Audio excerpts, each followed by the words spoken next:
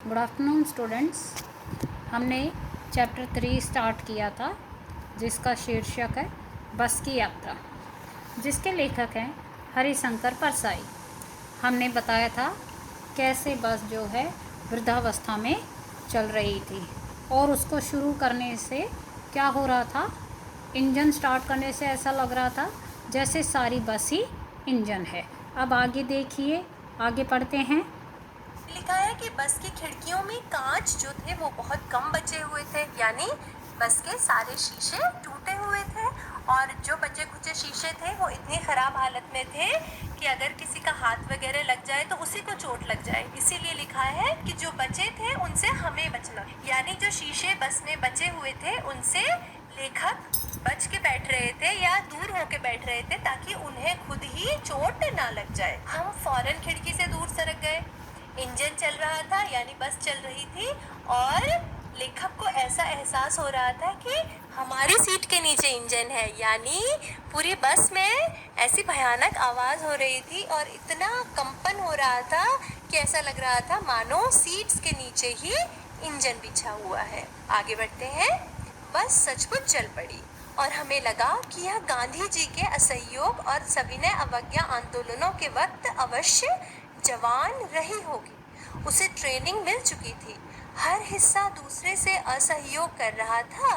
पूरी बस सविनय अवज्ञा आंदोलन के दौर से गुजर रही थी। सीट का बॉडी से असहयोग चल रहा था। कभी लगता सीट बॉडी को छोड़कर आगे निकल गई है, कभी लगता कि सीट को छोड़कर बॉडी आगे भागी जा रही है। 8-10 मील चलने पर सारे भेदभाव मिट गए। यह समझ में नहीं आता था कि सीट पर हम बैठे हैं या सीट हम पर बैठी है। तो आगे क्या हुआ कि बस चलने लगी और लेखक को थोड़ी देर में ये एहसास हो गया कि बस ने चलने की ये जो अपनी ट्रेनिंग है ये कहाँ से ली है, महात्मा गांधी के असहयोग आंदोलन और सविनय अवज्ञा आंदोलन से।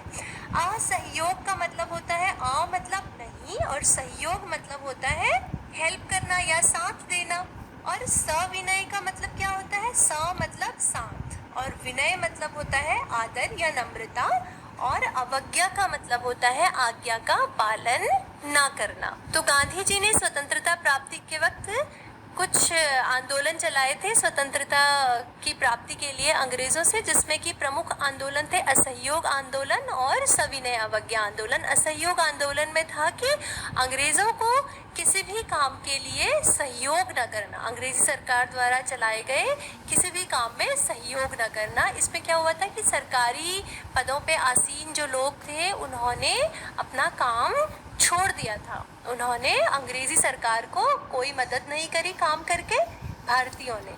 और साथ ही दूसरा आंदोलन चलाया था सविनय अवज्ञा आंदोलन, यानी विनय के साथ यानी आदर के साथ अंग्रेजी सरकार द्वारा दिए गए जितने भी आज्ञा या जितने भी ऑर्डर्स थे उनका पालन ना करना। तो गांधी जी के इस वाक्य का उदाहरण यहाँ पर लेखक ने क्यों दिया है, क्योंकि बस भी यही कर रही थी।